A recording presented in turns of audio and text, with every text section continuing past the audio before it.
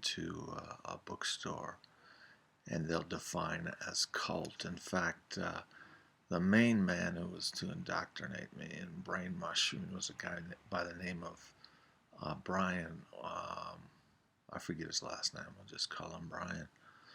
And in addition to all the other activities, leadership training, this is back to the cult of pre-Wheaton, which has to be explained to understand Wheaton, to get a mind that's so uncentered and unsettled. Leadership training, then we'd have Friday Night Live meetings, and they just leaned really, really heavy, major guilt trips, and that went straight in to the evangelical Wheaton College. And there were, all kinds of people that would come on campus. I remember Billy Graham was in campus, and one guy ran off over to him to get his book signed, his textbook signed. So there were all these false idols of credibility where inside the very core was maggots and infestation and trying to get you out of your own mind of determining what is right and wrong for you in light of many things in addition to the New Testament teachings of Jesus. So they had this pledge, which I still have, by the way. It'd be interesting to read that to you sometime. And I willingly did that. My mom drove all the way to Chicago. It's a 7.5 hour drive. And the only thing they wanted to know in the interview, I had good grades in my previous colleges. So the only thing they really wanted to know is if you were legit, if you were what's called spirit-filled, and you were indeed had a specific time when you asked Christ into your life and stepped over to the line.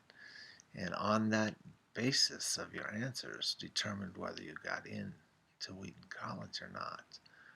And that was the beginning. That was before even, I almost had a breakdown that weekend. Just so I was so, as I'll say again, I wasn't in touch with myself and my feelings and acting upon myself and my feelings, that there was this vacuum that was created, and it was filled by the demon of Wheaton College, of the pledge, of evangelicalism, and just generally naive, immature experiences in the faith. I remember I had dinner with one guy who was kind of an odd guy. He used to ride a moped around when mopeds weren't popular. And we were having an open discussion. I was just probably lamenting. And he said, yeah, he didn't believe anyone should ever go to Wheaton College until they had 10 full years of experience in the evangelical faith, or the fundamentalist faith, which is evangelicals on steroids. And so I'm listening. That's very interesting. See, I've been a Christian for a year and a half or something, and here I was way, way, way over my head. But I tried to make the most of it. There was a elderly Chinese man, and he was eating in the dining hall. I developed a severe OCD, and eventually it was a bizarre combination of anorexia and restraint, where you fast, because I thought, well, nothing else is working. Maybe if I fast, something will possibly work. And so I was really wired. I didn't care about myself getting sick. It was the Wheaton way of contaminating others. So I was multiple hand washing, and that's when the OCD became totally entrenched in me, this perfectionistic scrupulosity. And so one time I was having dinner with this Chinese older man, must have been 80 years old, and I didn't want to offend him. I thought he was on the janitor crew. So Dr. Lit Sing Chang,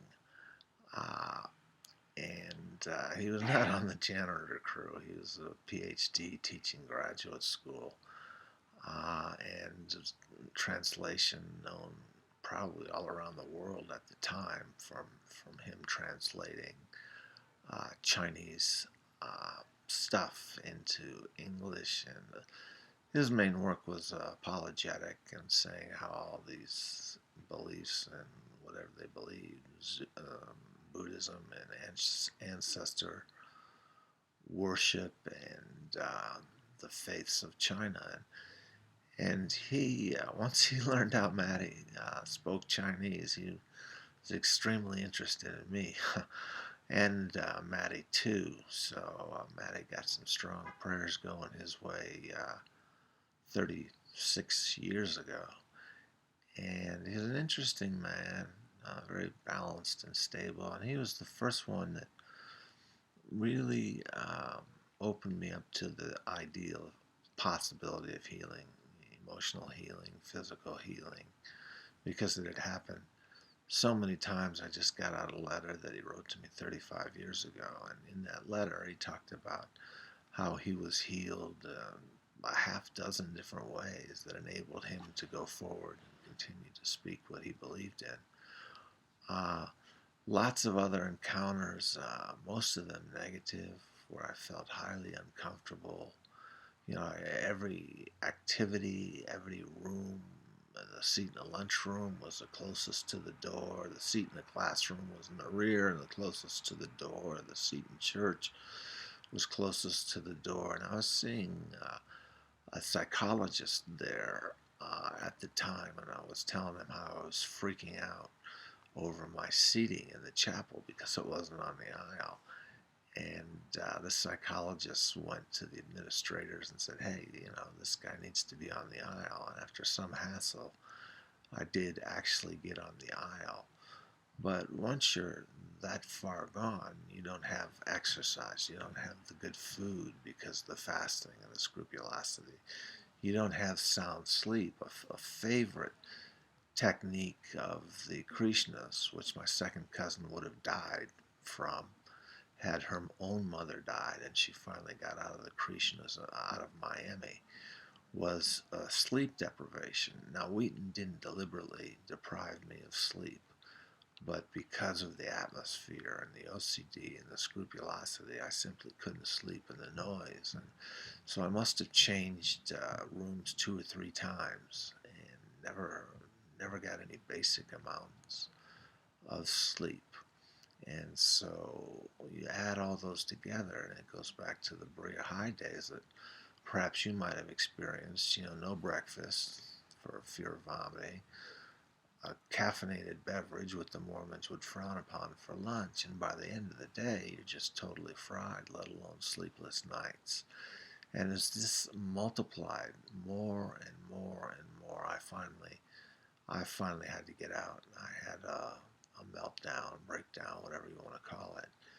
And I was on no medications at the time. I was totally against psych meds or any other kind of meds that would balance you out emotionally. And I called my father and mother, and they were absolutely horrified at what I was saying. And I simply said, you know, I'm having this OCD. I'm not doing well. I'm not thinking straight.